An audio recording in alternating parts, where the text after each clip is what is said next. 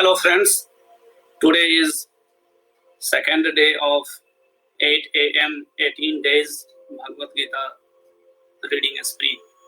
Today we are going to read chapter 2, which is called Sankhya Yoga or analytical knowledge. So in chapter 1 we saw how Arjun is lamenting about the consequences of war and he is refusing to do his duty. In chapter 2, Shri Krishna will help him understand it in the right way and why it is necessary to not refusing from doing the duty. So, verse 1, Sanjay said, seeing Arjun overwhelmed with pity, his mind grief-stricken and his eyes full of tears, Sri Krishna spoke the following words. The Supreme Lord said, my dear Arjun, how has this delusion overcome you in this hour of peril? It is not befitting an honorable person. It leads not to the higher abodes, but to disgrace. O Parth, it does not befit you to yield to this unmanliness. Give up such petty weakness of heart and arise, O vanquisher of enemies. Arjun said, O Madhusudan, how can I shoot arrows in battle on men like Bhishma and Dronacharya, who are worthy of my worship, O destroyer of enemies? It would be better to live in this world by begging than to enjoy life by killing these noble elders, who are my teachers. If we kill them, the wealth and pleasures we enjoy will be tainted with blood. We do not even know which result of this war is preferable for us, conquering them or being conquered by them. Even after killing them, we will not desire to live. Yet they have taken the side of Dhritarashtra and now stand before us on the battlefield.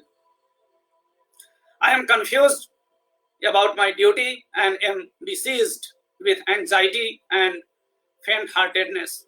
I am your disciple and am surrendered to you. Please instruct me for certain what is best for me. I can find no means of driving away this anguish that is drying up on my senses. Even if I win a prosperous and unrivaled kingdom on the earth or gain sovereignty like the celestial gods, I will be unable to dispel this grief. Sanjay said, having thus spoken Budakesh, that chastiser of enemies, addressed Hrsikesh, Govind, I shall not fight, and become silent. Verse number 10. O Dhritarashtra, thereafter, in the midst of both the armies, Sri Krishna smilingly spoke the following words to the grief-stricken Arjun. The Supreme Lord said, while you speak words of wisdom, you are mourning for that which is not worthy of grief. The wise lament neither for the living nor for the dead. Never was there a time when I did not exist. Nor you, nor all these kings, nor in the future shall any of us cease to be. Just as the embodied soul continuously passes from childhood to youth to old age, similarly at the time of death, the soul passes into another body. The wise are not deluded by this. O son of Kunti, the contact between the senses of the sense objects gives rise to fleeting perceptions of happiness and distress. These are non-permanent and come and go like the winter and summer seasons. O descendant of Bharat, one must learn to tolerate them without being disturbed.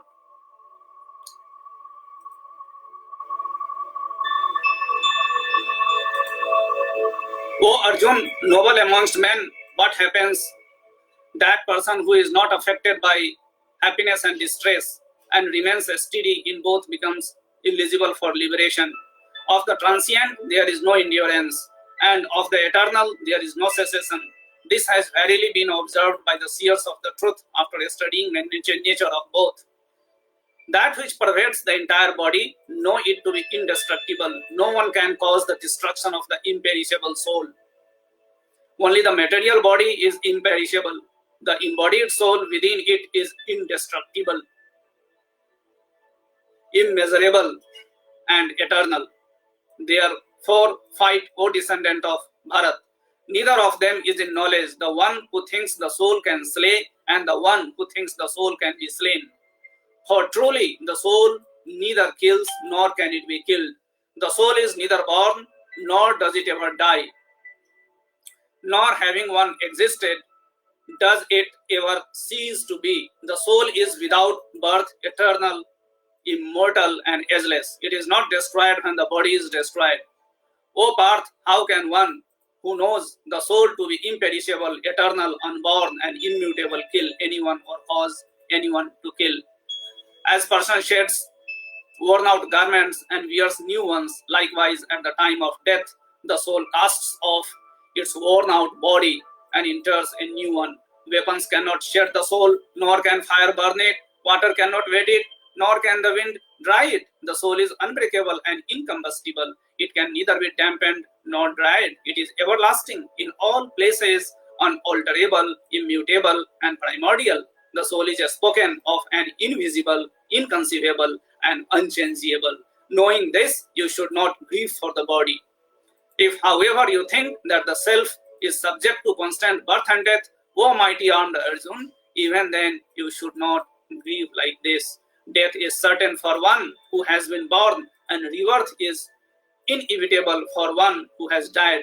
Therefore, you should not lament over the inevitable. Ocean of Bharat, all created beings are unmanifest before birth, manifest in life, and again unmanifest on death. So why grieve? Some see the soul as amazing, some describe it as amazing, and some hear of the soul as amazing, while others, even on hearing, cannot understand it at all. O Arjun, the soul that dwells within the body is immortal, therefore you should not mourn for anyone.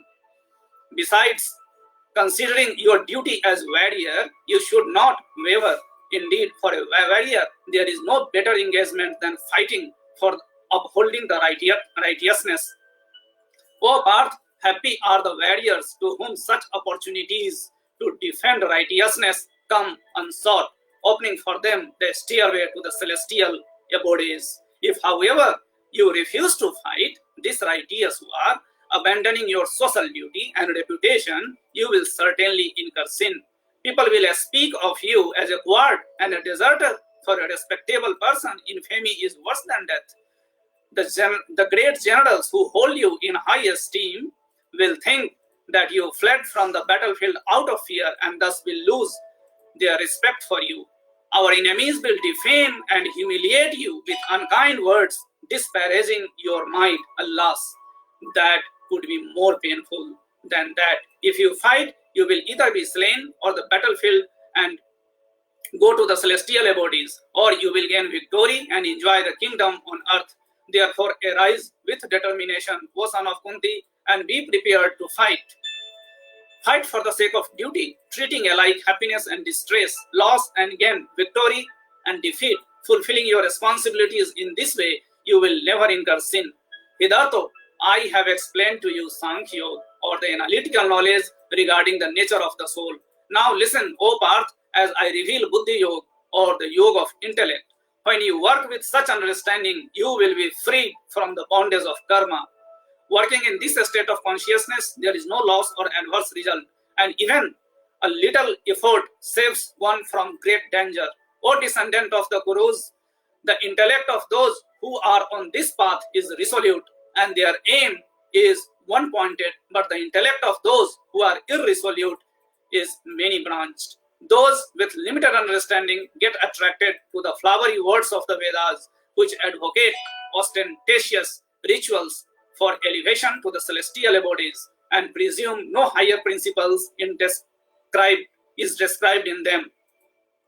They glorify only those portions of the Vedas that please their senses and perform pompous ritualistic ceremonies for attaining high birth, opulences, sensual enjoyment, and elevation to the heavenly planets. With their minds deeply attached to worldly pleasures and their intellects bewildered by such things, they are unable to possess the resolute determination of success on the path of God.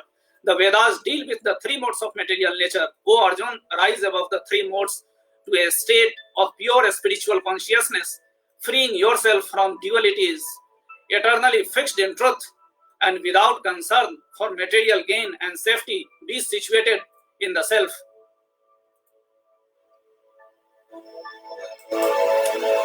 Whatever person is served by a small well of water is naturally served in all respects by a large lake. Similarly, one who realizes the absolute truth also fulfills the purpose of all the Vedas. You have a right to perform your prescribed duties, but you are not entitled to the fruits of your actions. Never consider yourself to be the cause of the results of your activities, nor be attached to inaction. Be steadfast in performance of your duty.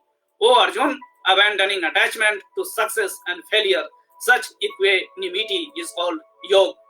Seek refuge in divine knowledge and insight, O Arjun, and discard reward-seeking actions that are certainly inferior to works performed with the intellect established in divine knowledge.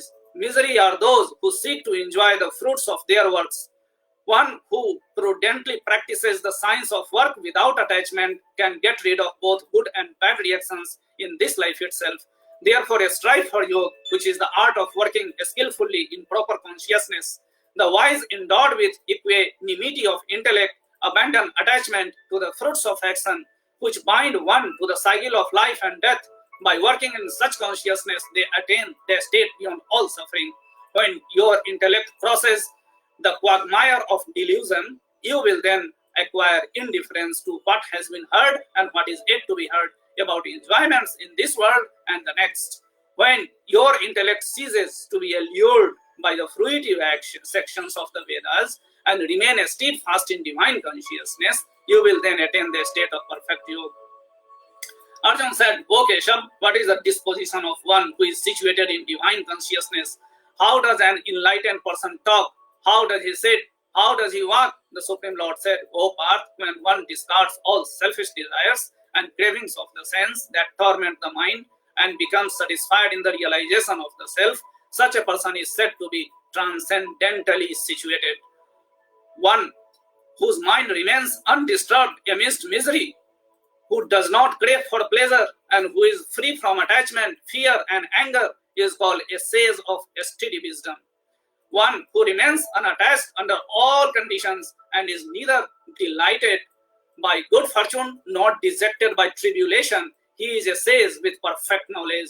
One who is able to withdraw the senses from their objects, just as tortoise withdraws its limbs into its shell, is established in divine wisdom. Aspirants may restrain the senses from their objects of enjoyment, but the taste for the sense objects remains. However, even with taste ceases for those who realize the Supreme. The senses are so strong and turbulent, O son of Kunti, that they can forcibly carry away the mind, even for a person endowed with discrimination and practicing self-control. They are established in perfect knowledge, who subdue their senses and keep their minds ever absorbed in me. While contemplating on the objects of the senses, one develops attachment to them. Attachment leads to desire, and from the desire arises anger. Anger leads to clouding of judgment, which results in bewilderment of the memory. When the memory is bewildered, the intellect gets destroyed, and when the intellect is destroyed, one is ruined. But one who controls the mind and is free from attachment and aversion, even while using the objects of the senses, attains the grace of God.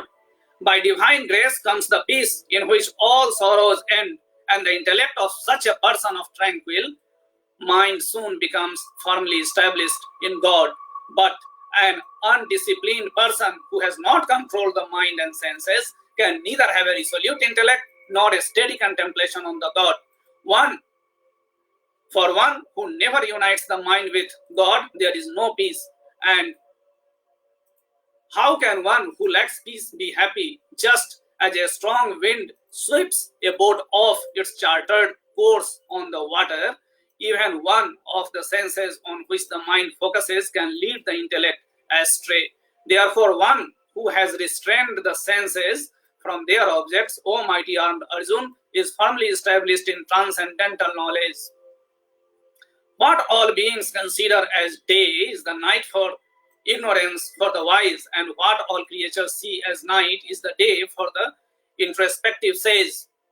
Just as the ocean remains undisturbed by the incessant flow of waters from rivers merging into it, likewise the sage, who is unmoved despite the flow of desirable objects all around him, attains peace, and not the person who strives to satisfy desires. That person who gives up all material desires and lives free from a sense of greed, proprietorship, and egoism attains perfect peace. O Parth, such is the state of an enlightened soul, that having attained it, one is never again deluded.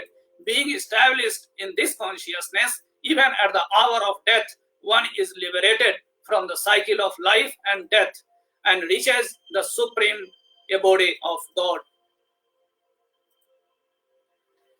So friends, that finishes the 72 sloka of chapter 2. Chapter 2 is the second largest chapter in Bhagavad Gita.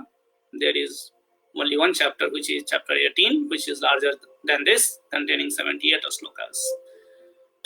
So that concludes the chapter 2. Come again tomorrow, 8 a.m. But tomorrow, 8 a.m. will be Singapore time zone. So Singapore time zone, 8 a.m. and we will do chapter 3 together. Thank you.